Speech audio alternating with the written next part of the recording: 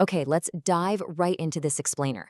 Today, we're putting a massive spotlight on a silent, almost totally invisible behavior that is absolutely dominating our modern relationships, and that is the compulsion to constantly explain yourself. I mean, on the surface, right? It just seems polite. But if we look at this through the lens of Carl Jung's psychology, it's actually a poorly healed psychological wound. So let's figure out exactly why that is.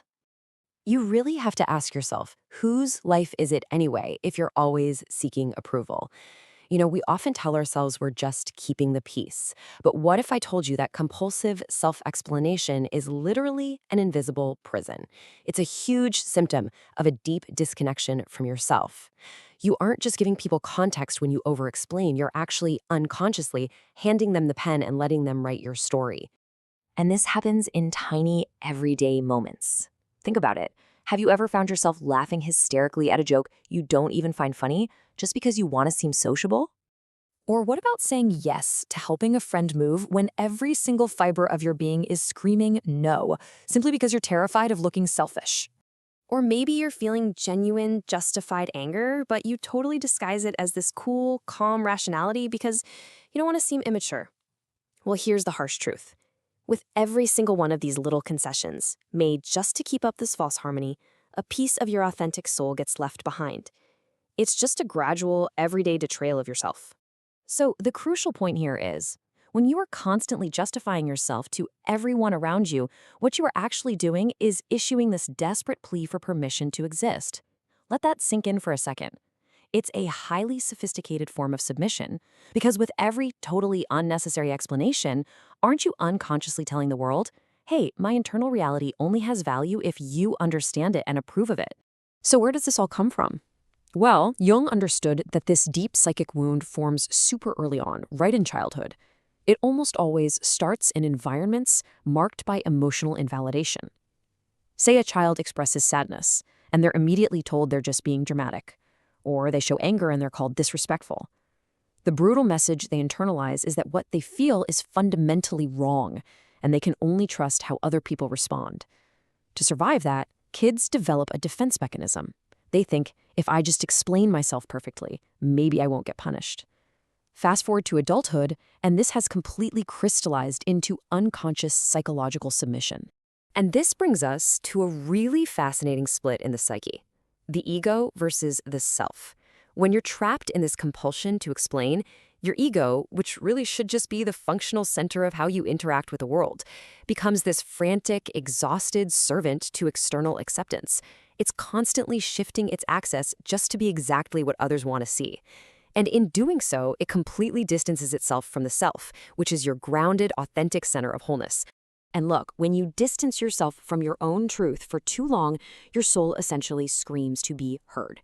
This internal fragmentation is a massive driver of neurosis. We're talking chronic anxiety, existential crises, and this paralyzing inability to make basic decisions without consulting like 5 different people first. I mean, we've all been there, right? Sweating over a 3-paragraph text message just to cancel a casual coffee date.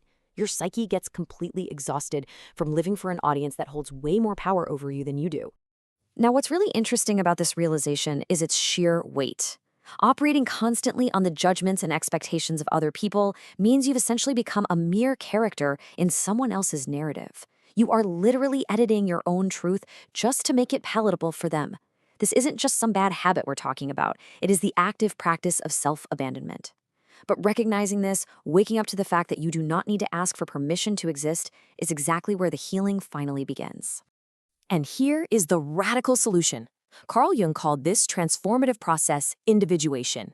And let me tell you, this is the ultimate rebellion.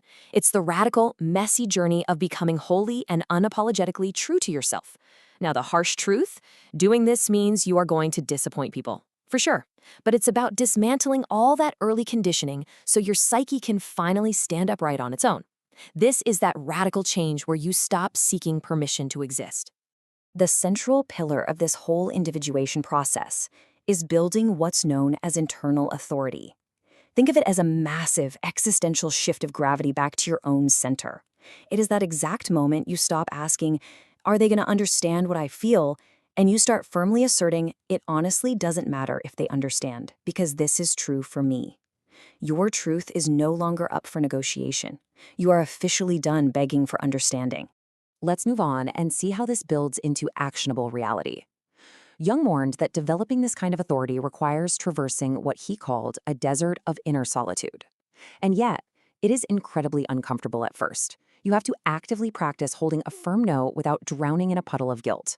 You have to practice ending a conversation without delivering a three-part thesis on exactly why you need to leave. And most importantly, you have to endure the raw, itchy discomfort of being totally misunderstood by someone and still remaining whole. You have to build this authority every single day. When you actually stop over-explaining, you're going to encounter silence. But here's the thing. This secure silence is not an absence. It is a dense, absolutely unshakable presence. It's a stone wall. Manipulative people actually feed on your reactivity. They love your fear of being misunderstood, and they thrive on your frantic explanations. But when you simply offer silence, a calm, fully integrated silence, it completely destabilizes any attempt at emotional control. It's this powerful implicit declaration that you owe exactly zero explanations to just be who you are. Because of this shift, your relationship dynamics are going to change radically. Under the old model of compulsive explaining, relationships are fragile, they're one-sided, and they run on imbalance and control. The moment you stop explaining yourself, those fragile relationships will literally crumble. And listen to me, that is not a failure. It is a vital realignment. Your silence acts as a powerful filter. You're going to start attracting and building relationships rooted in true internal authority, connections that are deep, completely honest, and based on mutual respect instead of endless dependence. Because ultimately, this whole thing is about psychological integrity. Truly integrated people do not beg for space. They just naturally occupy it. They express themselves, they communicate clearly, but they never try to convince. Why? Because they don't operate from the broken premise that they need to justify their own existence. When your words start coming from that solid, grounded center, you fundamentally change the energy you put out into the world. And it's incredible to see, but the external world literally begins to treat you completely differently. And this brilliantly illustrates the big takeaway here. What is the exact number of explanations you owe the world simply to exist? Zero. Absolutely zero. Your boundaries, your messy emotions, your very presence, they are inherently valid, all on their own. You do not need to present a binder of evidence or build an elaborate, airtight argument just to feel what you feel. You can simply say, you know what, this just doesn't resonate with me, and guess what? That is entirely enough. So I want to leave you with this final, provocative thought to chew on today.